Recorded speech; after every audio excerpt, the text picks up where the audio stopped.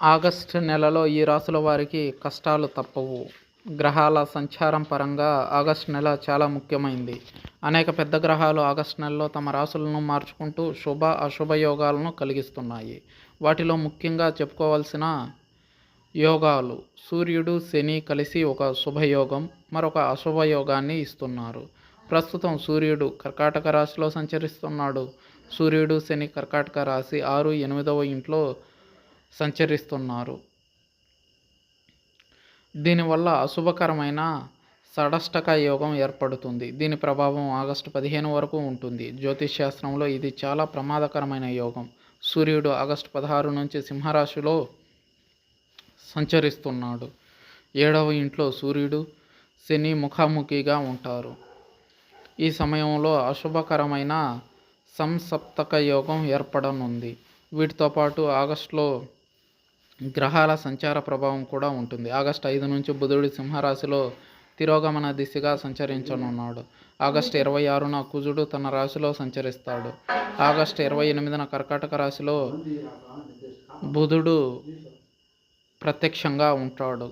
August 24న శుక్రుడు కన్యా రాశిలోకి ప్రవేశిస్తాడు. దీంతో ఆగస్టు నెలలో కొన్ని రాశులపై గ్రహాల గమనం అశుభ ప్రభావాలను చూపిస్తుంది. ఆగస్టు నెలలో ఏ రాశుల వారు జాగ్రత్తగా ఉండాలో తెలుసుకుందాం. మేషరాశి వారికి ఆగస్టు నెల చాలా బాధాకరంగా ఉంటుంది. ఈ నెల మీరు ప్రయాణాలకు దూరంగా ఉండడం చాలా మంచిది. లేదంటే ప్రమాదాలు జరిగే అవకాశం మీకు స్పష్టంగా కనిపిస్తుంది. డబ్బుకు సంబంధించిన విషయాల్లో చాలా జాగ్రత్తలు అవసరం. కన్యా రాశి వారికి ఆగస్టు మాసం ఒడిదుడుకులతో కూడి ఉంటుంది.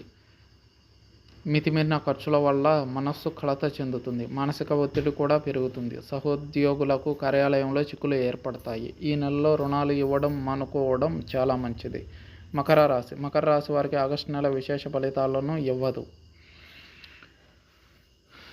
నెల రోజుల పాటు మీరు జాగ్రత్తగా ఉండాలి. ఈ సమయంలో మీరు ఆర్థిక సమస్యలను బాగా ఎదుర్కొంటారు. కార్యాలయంలో పనిభారం కూడా ఎక్కువగా ఉంటుంది. ఒత్తిడి అధికంగా ఉంటుంది. మీనరాశి వారు ఆగస్టులో అనేక సవాళ్లను ఎదుర్కోవాల్సిన పరిస్థితి ఎదురవుతుంది. ఈ సమయంలో మీరు ఆరోగ్య సంబంధిత సమస్యలను ఎదుర్కొంటారు. మీకు కార్యాలయంలో రాజకీయాల వల్ల తీవ్ర ఇబ్బందులు ఎదురవుతాయి. శత్రువులు మీపై ఆధిపత్యం చెలాయించే అవకాశం ఉంది. పనుల్లో నిరాశ ఉంటుంది. ఆర్థికంగా నష్టపోయే సూచనలు కూడా ఎక్కువగా కనిపిస్తున్నాయి.